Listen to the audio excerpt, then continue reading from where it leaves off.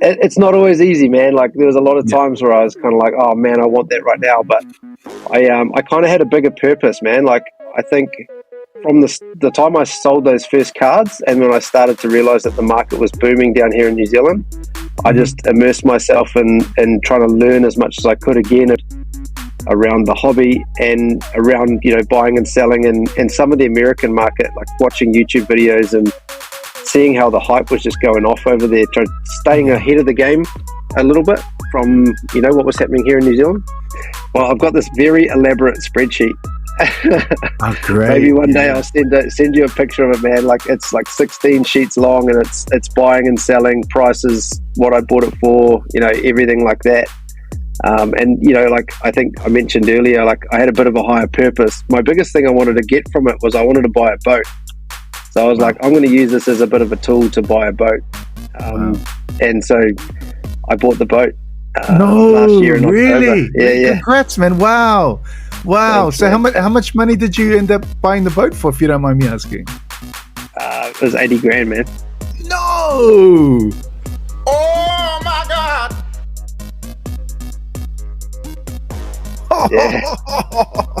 Wow, that's amazing. You're gonna have to show me how to do this, dude. This is that's a lot of good learning. And when did you start doing this? 2021 you kind of started selling, I guess, from that initial 750.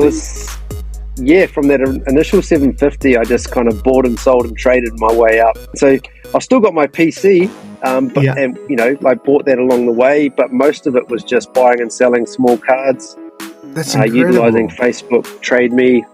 And then also I did a lot of I've done a lot of selling in the US too. So like grading, I did a lot of grading myself with PSA, SGC, Beckett, and then got to that stage. So sold off the things that I thought were cool but didn't fit in my PC. So that's the story. But that's impressive. How many cards do you think you've sold to get to the 80 grand, man? There must be hundreds of thousands and thousands. Yeah, wow. Yeah, thousands. And what kind of price range did you start off with? Like $2-3 cards, or go to the mid range? What was your initial beginning, and how'd you move forward? The key was the Pokemon cards. Pokemon, oh, you're my best friend. Wow. So I grew up and I had some Pokemon cards, and that 750 original was mostly NBA, to be honest. Okay.